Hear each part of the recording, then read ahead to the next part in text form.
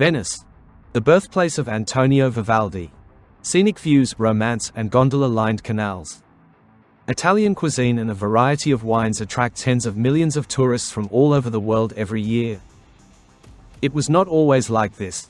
Let's take a look at Venice half a century back in the 60s in criminal, not touristy Venice. The Mala del Brenta gang, or the Venetian mafia. There is a legend. Once crime bosses grew from grains in the ground, scattering seeds throughout Italy. Over time, various criminal groups and types of crime were born from this seed. They spread throughout the country. At that time, Venice was controlled by many small street groups.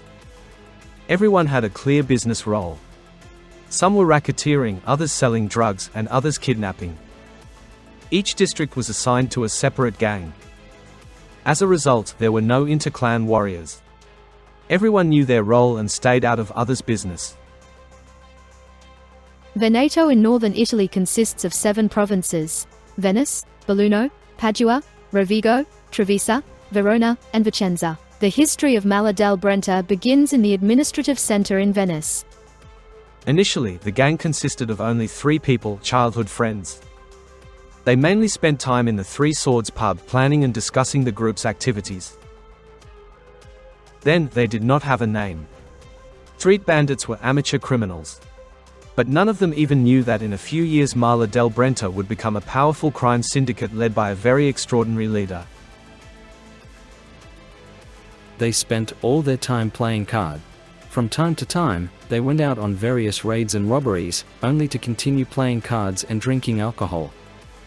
Stealing was their calling and main activity. It is as if they were already born to be thieves. Sometimes they committed 7 robberies in a week without getting caught. It was all invented by a man named Felice Maniero. At that time, he was a boy from a poor Italian village. He conceived the idea of taking up robbery in Venice.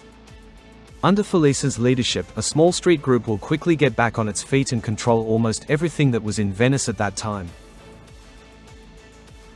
But his path to the top of criminal fame was difficult. It took him almost 10 years to gain the trust of other gang members and other gangs too.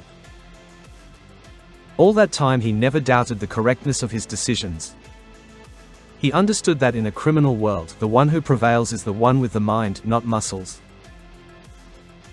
Felice Maniero lacked distinctive physical traits. He didn't have tattoos or a threatening face. He had nothing to make him a leader in the eyes of other bandits. But he did become one, thanks to the ability to organize anything, to prove himself. Add to that cunning and unique charisma. In the early 70s, Mala del Brenta started to recover.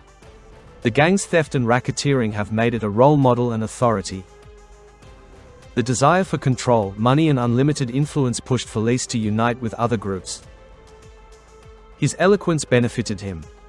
Maniero didn't give ultimatums. The leaders of other gangs agreed to cooperate. The influence of young leader became greater every day. This was the first serious leap into mafia affairs. Felice Maniero was well aware that each gang specializes in its own business. Accordingly, he very skillfully distributed the work by sectors. Mala del Brenta's success was boosted by its ties with other mafias.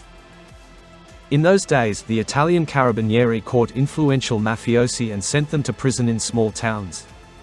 As the then region of Veneto, the government aimed to weaken the mafiosis' influence and control over their groups.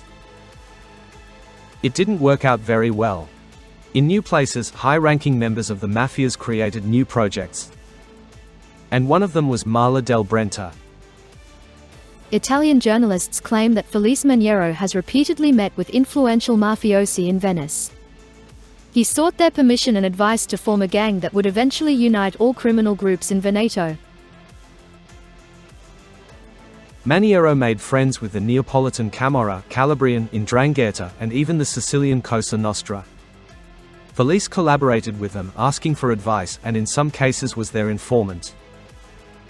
Italian mafiosi raised a monster which will be hunted by almost all of Italy. And they would call him by the sweet nickname, Angel Face. Felice Maniero was nicknamed the Angel Face for his sweet features. He was pretty, friendly and smiling. He took advantage of it. He connected with everyone. People were shocked to learn Felice is a brutal killer and crime boss. The main source of income of Mala del Brenta was robbery. The bandits worked so fast the police couldn't blink before everything was cleaned out. And the robbers' trail went cold. The Venetian mafia dispersed the stolen money and jewelry across Venice at various locations. Weapons in one garage, paintings in another. And the cash is still missing. By the way, they always used stolen cars for work trips. During robberies, they used several cars. Once, when they robbed the airport, they used 2 cars. They moved the stolen goods a few kilometers away and transferred them to other cars. At first glance, an ordinary car full of jewels. Mala del Brenta also profited from drug sales. Felice Maniero entered this business carefully. He acquired cocaine from the Sicilians and Colombians and heroin from the Turks. Drug sales made them hundreds of thousands annually. And this was in the mid-70s. According to media, the initial sale of cocaine reached 1 kilogram per month. In 2 years, Felice Maniero sold 90 kilograms, but this information is unconfirmed. Mala del Brenta firmly controlled drug sales in the region. There was absolute silence around. Neither people nor authorities could obtain information about the Venetian mafia's activities. The gang structure ensured secrecy. Felice Maniero combined the hierarchical structure of the Cosa Nostra and Camorra with generals, guards and soldiers. There was only one difference: autonomy. The group distributed franchises and allowed branches anywhere in the Veneto region. They used something like a pyramidal structure. It's like branches with offshoots, bearing many fruits. And these fruits later sprout their branches. This is how Mala del Brenta spread in Veneto. Some of Mala del Brenta's factions were particularly violent. One of their favorite activities was bullying ordinary people. They asserted themselves, showing other mafias they were equally cruel and bloody. A way to demonstrate their supremacy in a territory. They put a gun to my head. But they didn't shoot. They hit hard and I fell. Then a shootout began, as there was another man. They shot chaotically, and after they left, I realized I was wounded. I came under heavy fire, and I was hit. And there were dozens of such cases. Not everyone wants to talk about him for one reason: fear of the mafia. Felice Maniero tried to hide such cruel incidents with the help of noble deeds. Despite journalists constantly described him as a bloody killer, in the eyes of ordinary people he was a white angel who helped them. He acted as a respectable neighbor, repaired roads, and hid the fact that he had over a dozen skeletons in his closet. Everyone saw what the journalists wrote. It was hard to trust them when Felice Maniero let children play in his pool and entertained them kindly. He was different from the person who was talked about in the newspapers. By the late 70s, Mala del Brenta was firmly established in Veneto and operated freely. At the same time, all this was accompanied by kidnappings, drug sales, robbery and extortion. Felice Maniero controlled nearly all activities of the region's residents. Success was maintained with a brutal control. Mafia members have never collaborated with journalists, the Carabinieri, or the government. All things were done quietly and promptly. When I was engaged in investigations related to Mala del Brenta, it all seemed fantastic, fictional to me.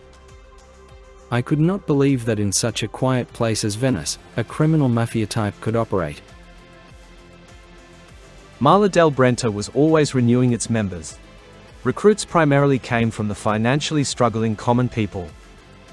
Imagine that you are offered a solid amount and career growth for selling drugs.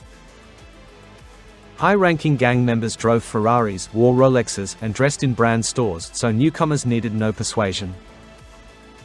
If necessary, they themselves asked to join the group. My family included my father, my mother, and me. Parents were not very intelligent people. Dad was a drunkard. I worked daily to earn a living and support my mother. I worked hard for 10 to 12 hours. Upon arrival home, my father took all the money for alcohol. Lacking cash, I chose a life of crime. Police officers also joined their ranks. But for bribes. Felice always said that in this world, everyone has their own price. Therefore, you can buy everyone. Police regularly provided Felice Maniero with intel on his competitors' business. Often he used them as spies. It is foolish to say the least that Felice Maniero is a unique person who was born a leader. No, he grew up surrounded by a criminal family. His father and uncle were criminals. He grew up in a difficult time for Venice, when crime was emerging there. Therefore, before leading the mafia, he knew everything. Corrupt carabinieri, judges, prosecutors and lawyers. If it were not for corruption and corrupt people, Felice Maniero would never have become the leader of Mala del Brenta. The mafiosi were so defiant they looted churches. In 1979, they stole the icon of Our Lady of Nicosia from the Cathedral of St. Mark in Venice. In 1981, they stole the remains of Saint Lucia from the Catholic Church of San Geremia. This was a blow to believers. Pilgrims from around the world gathered there. This eventually drew law enforcement's attention. They began to dig under Felice. On May 14, 1984, Maniero and several members of Mala del Brenta were in one of the restaurants in Medina. The carabinieri set up an ambush. The operation succeeded, and the leader was charged with crime, murder, and drug trafficking. Felice was thrown behind bars, an environment where he felt comfortable. Felice Maniero led the gang from prison as if he were never incarcerated. He solved difficult issues simply by passing instructions through visitors who came to him. In 1987, the government moved Felice to Fossombrone maximum security prison to prevent gang control. And this was, as it turned out, the biggest mistake. Felice Maniero and 6 prisoners escaped through a tunnel. The guards didn't fire a single shot. After escaping, the Mala del Brenta leader avoided openly engaging in mafia affairs. But he still had to. In order to fully control Veneto, Felice Maniero had to unite all the gangs under his control. He almost succeeded. The only group that remained with its opinion was the Venetiani gang. In 1990, they controlled the historical part of Venice. Initially, the leader was Giancarlo Millo, a close friend of Felice, who wanted to join him. However, the Rizzi brothers found the alliance inappropriate. They killed Millo and took control of the Venetiani gang. The death of a friend for Felice Maniero was both grief and joy. Now he could strike back for the murder of a close one and gain control over the historic part of the city. Felice Maniero invited the Rizzi brothers to a common cause under the guise of reconciliation. When the Venetian leaders arrived, an ambush awaited. Felipe's fighters killed the Rizzi brothers' henchmen and tortured them brutally. The bodies were buried in the forest. Since then, Maniero has gained full control of Veneto. He had a wide variety of income sources. Without hesitation, he bought expensive things, cars, houses and paintings. The money flowed like a river, and Felice did not share it with anyone. The reality is that Venice allowed Felice to get rich. He set very small goals for himself, but there were many of them. And these goals brought him crazy profits. He had his own consumers, and he used it perfectly. In 1993, the Carabinieri together with the anti-mafia department seized Felice Maniero's bank safe. A pile of cash, stolen paintings and jewelry were found there. The Carabinieri was sent to the raid and quickly caught him and put him on trial. He smiled and said hello to his mother while communicating only with journalists. During the trial, he communicated only with me. This was one of the leaders of the criminal world, who understood the importance of communicating with media. The sentence was harsh: 53 years in prison in a maximum security colony. But history repeated itself again. Felice Maniero mysteriously managed to escape from prison without firing a single shot, without taking a single hostage. He disappeared. Maniero proved that he was the perfect criminal. This was a disaster for the process against him. He showed he was stronger than justice. He came out of the prison cage as if he were an ordinary visitor, once again proving that you can buy anything and anyone. As a fugitive, Maniero forged documents to travel to Europe. There he found a girlfriend and scattered money left and right. I traveled, but I was caught by my own carelessness. I'm stupid. I say hello to my mother. You know what? I underestimated the Italian police. He was facing life imprisonment. But in 1995 he became an informant for the police. No one expected such a turn of events. He knew that a life sentence meant someone else would take his place. Felice Maniero will no longer have influence, control, or money. He did not want to share with anyone, and made a deal. There is another version. Officers believe Felice made a deal knowing he couldn't escape cleanly a third time. Fearing for his life, he gradually put an end to the mafia, reducing his prison sentence. Maniero first talked about burying slain enemies. And officers went to dig up the burial. 6 bodies were found. Among them were the Rizzi brothers, who had rejected Mala del Brenta in 1990. I recognized one of the brothers. It wasn't worth the examination. He had a pendant around his neck with pins and small elements. Later the examination confirmed my words. This is where the story of Mala del Brenta ended. Felice Maniero confessed, and the Carabinieri arrested dozens of former mafia members. Arrests and raids continued until the 2000s. Old members were replaced by the Nuova Mala del Brenta, the mafia's new generation. But this is a completely different story.